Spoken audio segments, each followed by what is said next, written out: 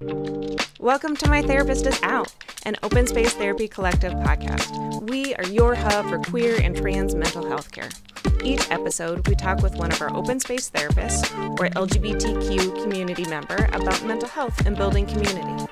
I am your host, Renae Johnson, they, them, founder of Open Space Therapy Collective. I'm a licensed therapist and an art therapist. I specialize in working with queer artists who are exploring their gender identity and recovering from complex trauma.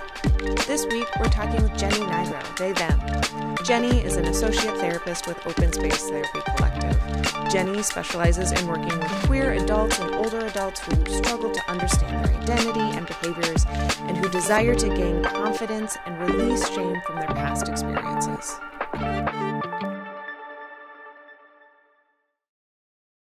As we dive into today's topic, please keep in mind that this is a mental health podcast. We will talk about sensitive and difficult issues that are not appropriate for all audiences. Please take care while listening. Welcome back to My Therapist is Out. This week is a little bit different. It's a light one and a heavy one at the same time.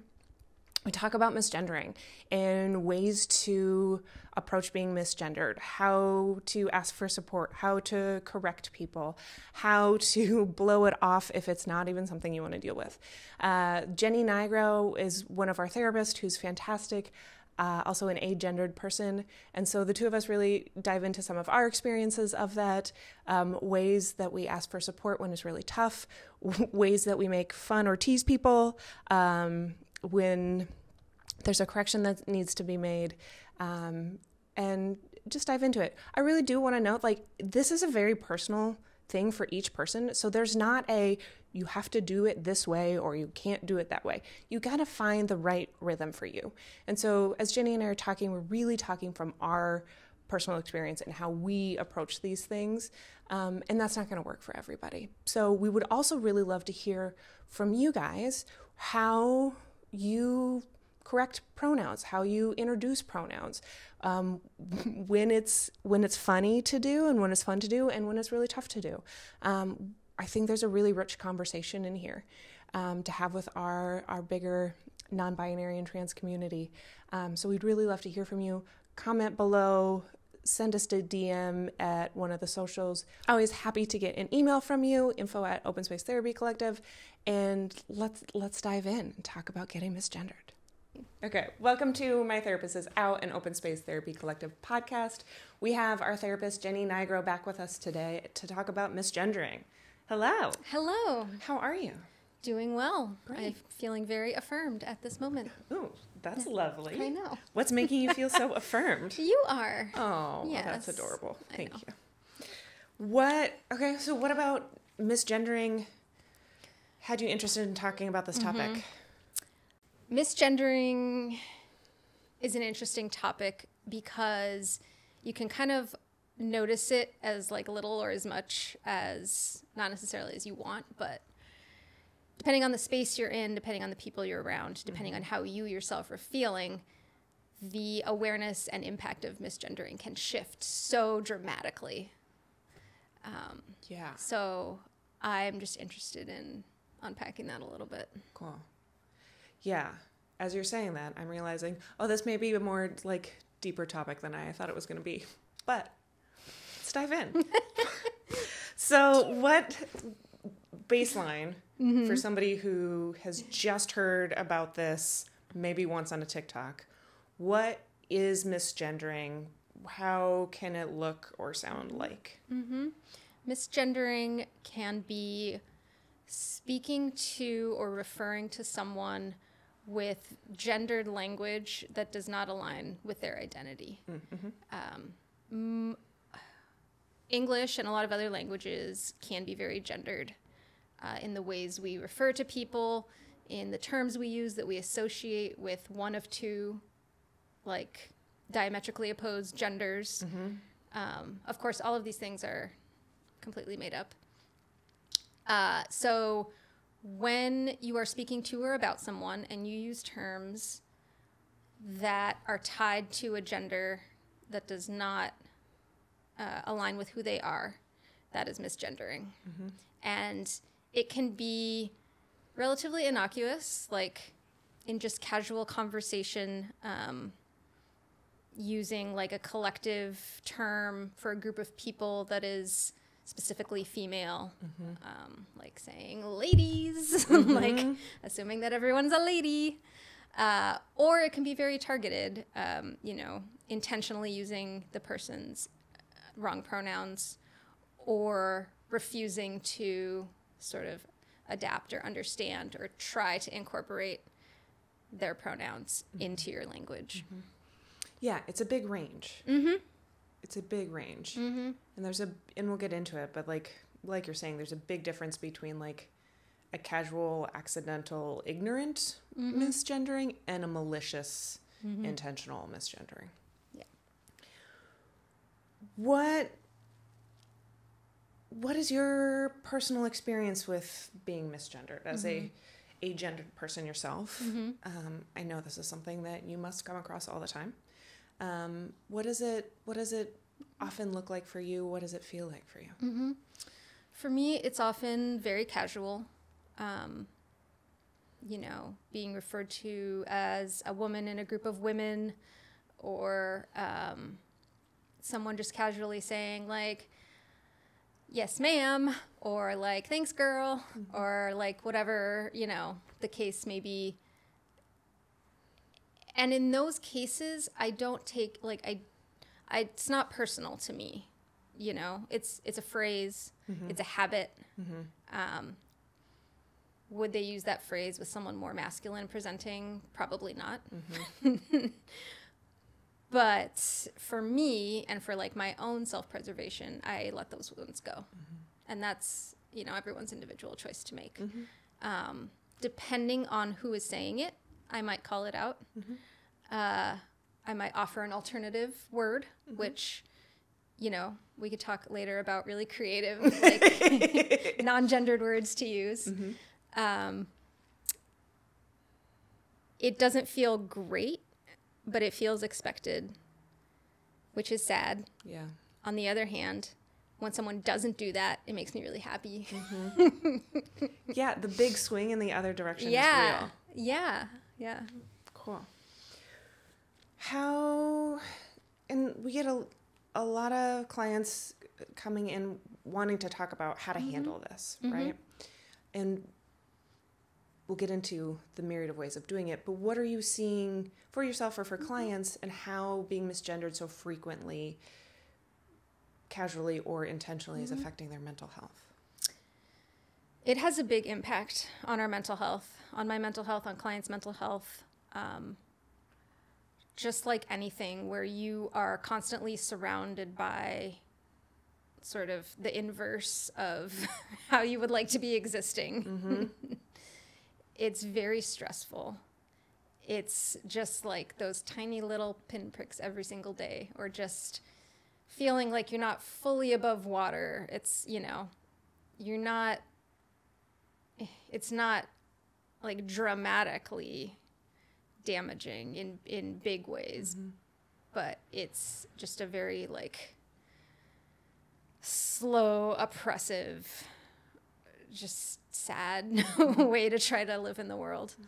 And I do see that a lot with clients, and it's something that does come up very often.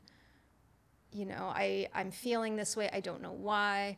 Like, everything in my life is going well. I have work, my health is good, family's good. Like, I've got queer friends. I'm, living my life. But like, why do I still have these feelings of depression or anxiety or stress? And part of that could be just living in a world where you're always being misgendered, and because it's so casual and unintentional, you're not noticing that you're just like breathing polluted air. Yeah, I like that example of breathing polluted air, because it's just really thick. And we don't, in our like bigger culture, we don't have language, or it's not built in yet to check pronouns, check gender, those things in casual encounters. What about for experiences where it's more malicious? I think, though, well, I should say fortunately for me, I haven't encountered very many malicious. I mean, there's a lot of like willful ignorance, you know, like refusing to engage, which I guess is sort of malicious. Yeah. Yeah. It's definitely on the malicious side of... Yeah. Yeah. It's not benign because there's a choice being made. Yeah. And that can be more like, you know, you've explicitly had a conversation with someone about your gender, about your pronouns, and they continue to misgender you. They continue to not display any awareness that they're doing anything wrong, or they indicate through their words or demeanor that they don't care, that they're harming you in this way. So I think... And then there's the other type of situation where we're anticipating a negative response, so people don't even express to others what their pronouns or their gender is, because there's just that assumption that it's not going to be accepted, or that someone is going to have a negative reaction, treat you differently, which is a very valid fear. And I just wanted to recognize that, like, that's another way that people are harmed by not even being able to express their gender. Yeah, I mean, a very recent example of this is my partner was walking our dog down the path, and there's an older gentleman that we see riding his bike all of the time, and he asked my partner, "Oh, how's your lady friend?" And my partner was like, "Oh, they actually use they, them pronouns." And the guy was just like, "Oh, I'm too old to even understand what that means." Yeah. Just like, one, I'm glad I wasn't there because I wouldn't have handled that well. But those kind of flippant, dismissive, really make a big difference. And that voice, I think a lot of us have, is, am I queer enough? Am I trans enough? Is this real? Am I making this up? Like, really gets accentuated or wreaks havoc when you're around people who are actively choosing to not acknowledge that part of you. So what are some ways to protect yourself? Like, whether casual or malicious or this fake casual situation, like how are some ways that you approach it? Well, for me personally, I think for a lot of people, it depends on who is doing the misgendering. If it is a total stranger, I do not engage. Like, it's not worth it for me personally to be in that stressful situation with someone who I'm not going to change their mind in one encounter and I'm never going to see them again. If it's people that I know, say coworkers, friends, casual acquaintances, or, you know, I sometimes will use humor because that's just my default. And to me, I guess it's like a way of like reminding them, but couching it in humor so that like it's part of my unconscious way of wanting them to not be upset that they potentially offended me. So it's these mental gymnastics that we go through when like gauging a situation, the safety, the impact that we're having, which then you start to think, well, why do we even care? Because this person isn't thinking about the impact they're having on me. And that's just like, that's the queer brain in a nutshell. Yeah. Yeah, it's really tough especially with like those coworkers or casual acquaintances. There's part of it that, okay, I'm going to give them the benefit of the doubt. They weren't thinking about it. Okay. And remind them. Yeah. And then it's also like, but why weren't they thinking about it? Like, do they not care? Is it this chosen ignorance? Is it just happened? And it's never going to help you to get stuck in that loop. And making that choice of how you bring it up. Like, okay, am I going to offer this person some wiggle room and like make a joke about it to make it a softer landing? Or do I need to be like, that is not my pronoun, this is my pronoun, Right. and be more firm with it? It's a tough decision. It's very tough. And a lot of times I will just land somewhere in the middle and just do a quick correction. No explanation, no surrounding anything. Just they move on. Yeah, because it doesn't need to be bigger. No, it doesn't. Yeah, and if It doesn't. It's like if someone referred to me as the wrong age, I'd be like, well, actually, I'm almost 40. Okay, fine. Who cares? What about when it's malicious? When it's malicious, I, again, deal with it in whatever way feels safest for you.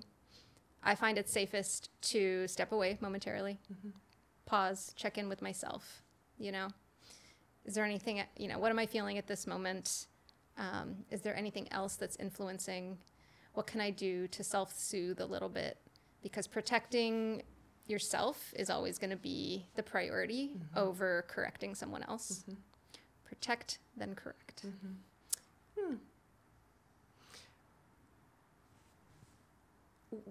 When and how do you gauge when it's time to correct and when it's time to just be like, fuck it, I'm not doing this anymore? Yeah. If the person shows some remorse, if they are generally a reasonable human being, I think it's great to follow up with them later, probably in a private setting. This isn't something I would do in a group of people. Follow up with them later and say something like, I'm sure you didn't mean to, but just a reminder, my pronouns are they, them. Or I know it was really busy back there. There was a lot going on, but just wanted to make sure I don't identify as a lady. See how it goes from there. I did actually, I had to do this in a class not even a year ago. The professor, it was a class of all of the other participants except me were cis women. And the professor made some offhand comment oh, it's just wonderful to come in and see all you women here, ready to discuss community building. So when I heard, at first I was like, and then I internally just sort of calmed down, sat through the rest of the class, the whole time thinking about what am I going to say? What am I going to say? Should I walk out the door? Should I go up to her? Should I write her an email? What do I do? I did not take any, I didn't retain anything from that class. I decided if I don't say it to her now, I'm probably not going to do it. So I'm going to ask an ally I have in the class to stay back with me.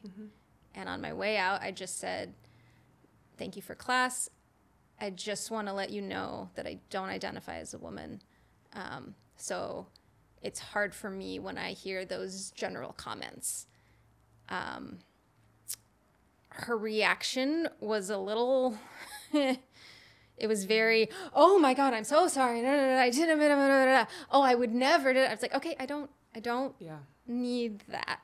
I just need you to acknowledge it and move on. So I'm glad that I said something, but it was hard because I didn't get to even fully finish expressing the thought before she jumped in with her apology.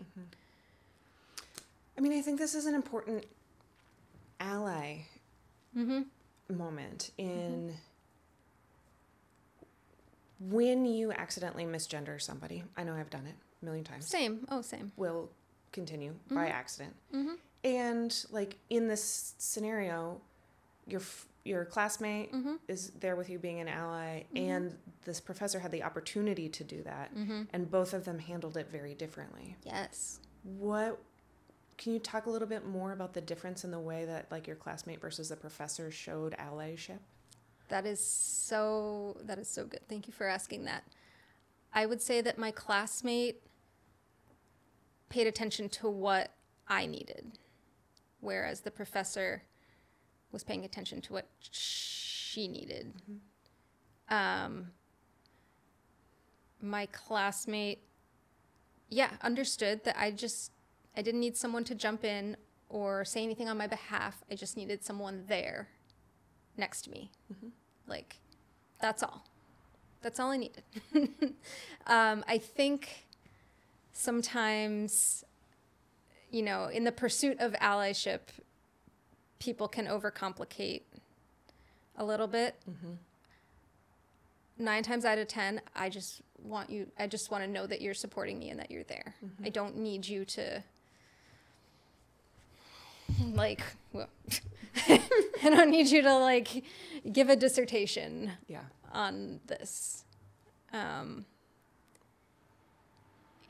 I think that as people grow in their allyship, they do start to understand that better.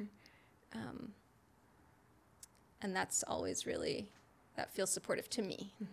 And again, it's going to be different for everyone. That's why, as an ally, you ask, what do you need? Great point. And I think that a lot of allies in this arena and in others get really confused and feel like they have to perform allyship, kind of like your professor is doing. Like, oh, I would never, and oh my God, I'm so sorry, and whatever. It's like, well, no, now you're just responding to your anxiety versus responding to the person that's standing in front of you. And the performance is a great example of you're taking up space that belongs to somebody else. If you are performing and telling the trans person, the person of color, whatever the situation is, about yourself and what you would and wouldn't do, you've lost the plot. Yeah. You've completely lost the plot. Yeah. Oh my God, I'm so sorry. Well, let me back up. Waiting for you to finish your sentence. And Thank then, you. oh my God, I'm so sorry. I didn't check. I'll be on top of that moving forward. Yeah. Done. That's it. Leave it alone. And that actually speaks more volumes to allyship and validating somebody than turning around and acting out of anxiety and talking about yourself.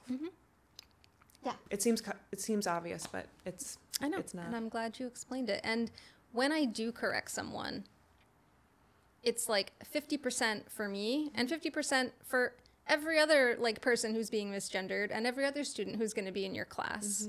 And like every other, you know, queer human you're going to come across in your lifetime, which there will be infinite. I'm not just bringing this to your attention because you hurt my feelings. Like, I need you to be aware of this for everyone. Yeah, it also, like, I mean, sometimes feelings get hurt. Yeah. And often it's different than that. It's not like, oh, you hurt my feelings. It's like, this is problematic and it's taking me out of myself. Yes. This is where, like, dissociation can kick in and getting stuck in, like, fuck, how am I going to bring this up later? And you miss the entire class. So it's not just like my feelings are hurt. It's more than that. It is. Yeah. Thank you.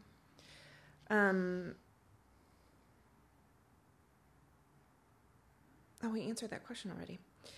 What? How, like, in this way, in allyship, whether it's you're with your trans friend who may be very different than you are, like you and I are both trans people, and we are very different personalities. How do you check in with your trans friend to know how to support them, especially if it's in the middle of watching them getting misgendered? That is a really tough question. And again, not a one size all fits answer for sure. One size all fits answer. I got you. I know what you meant. Yeah, but those aren't the words in the right order. One size fits all answer. I said one size. I'm dyslexic, man. So when I said it flipped, you heard it correctly. Worked for me. I guess it depends on how well you know your friend. If you already know what they need in those moments. I have had friends ask me, like, if that happens, what would you like me to do? Like, ahead of time, you know, preemptively. And I love that.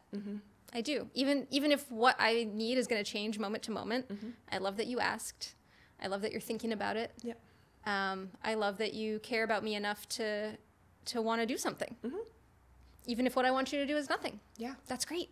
Like, it makes me happy that you're respecting that. Yeah. So, you know, some of the ways you might advocate for someone when they're being misgendered would be to check in with them, like, ostensibly about something else. Hey, can I ask you, can I talk to you over here for a second? Is this okay with you? What support do you need? Yeah. I personally, like, express a lot on my face. So if one of my good friends is looking at my face, they're gonna know. Yeah. Like, they're gonna know if I'm okay or not, because it will be clear. And they, you know, can either try to support me feeling like I can advocate for myself, or they can just kind of be like, oh, you mean they? Just a little. Again, we don't need a whole presentation. No. I never want that. I don't know anybody who does. Nobody does. Another way you can support a friend when they're being misgendered is also not necessarily focusing on the misgendering. You know, do you need a hug? Do you want some water? Do you want to take a walk? Those, like, regulating, self-soothing things that can just make people feel safe in general. Yeah.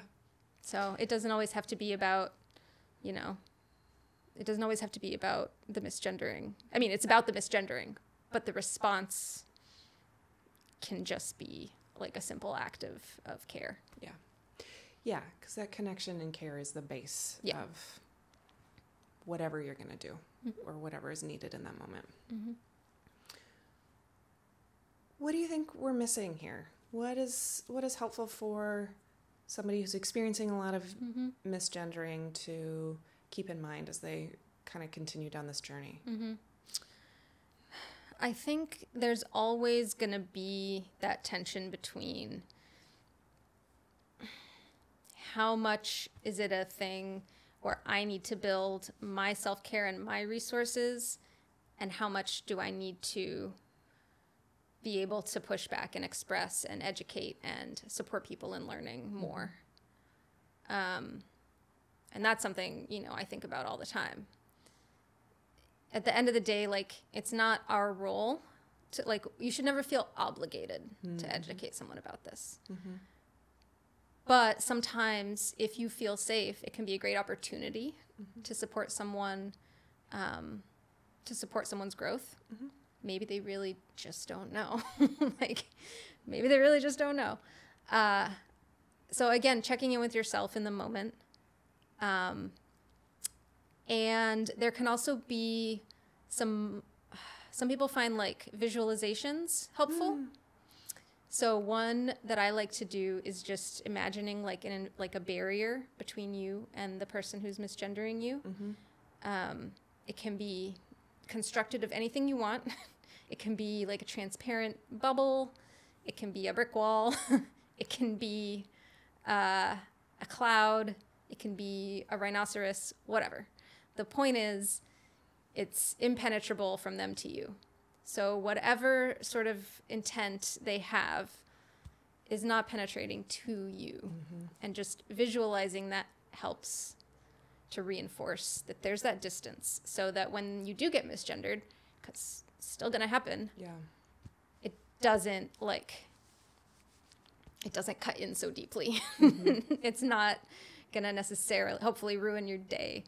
I mean, sometimes if you're feeling, like, very fragile, like, one wrong thing and, you know, you start crying, that's like, that's very real. They're like, I'm sorry, I didn't really, like, it's not you, it's just everything. Like, yes, society at large is transphobic and misogynistic and cis privileged. I can't let it harm my little queer heart. Like, or I mean, it will probably, but we can just try to lessen the impact. Yeah. There is a podcast that's not running anymore, but I think it's still up, by Gemma Deller, who, in the first couple episodes, at least the first 10, they have a visualization walkthrough. And I think that the episode title is something about like protecting yourself as an empath or something like that. And I think that, and I send this to clients a lot because the way that Gemma walks through the visualization is similar to what you're talking about. It's just like envisioning like a clear protective ribbon like around you and kind of instantly just wrapping you up. That's really beautiful and really aligns with what you're saying. Yeah. I just thought of something else, and you can help me workshop this, but protect, correct, connect. Oh. Or should it be protect, connect, correct? I think it depends on the circumstance. Yeah. Like, if it's a friend that's like had a slip, connect away. Yeah. If it's somebody that you're not sure about, right, correct, and then see if you want to connect. Yeah. Cool. I feel like there's a shirt with this coming on at some point. I mean, tomorrow maybe there is. Cool. Well, thank you so much for being with us today and talking about this. Of course, this is from our point of view, and it's different for everybody who is a gender expansive person, and you got to check in on what you need and what's good and true for you in that moment. And there's never going to be anything wrong to do or not to do if you're coming from that place. So switching gears a little bit, what is a moment of queer connection for you that you've experienced recently? A moment of queer connection. Last week, I went to get a haircut.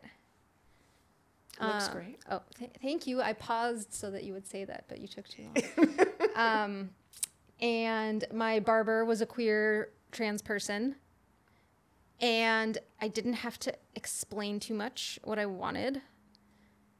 And they didn't use any gendered language. They didn't say any, like, I was able to feel like a normal person getting a haircut. It's awesome. And that is so rare. Like, I don't remember ever feeling like a normal person getting a haircut. It's always been so anxiety provoking for me, whether it's because I had longer hair and that didn't feel right, or I hated what they did no matter what, or I would ask for, this, but the person wouldn't get it.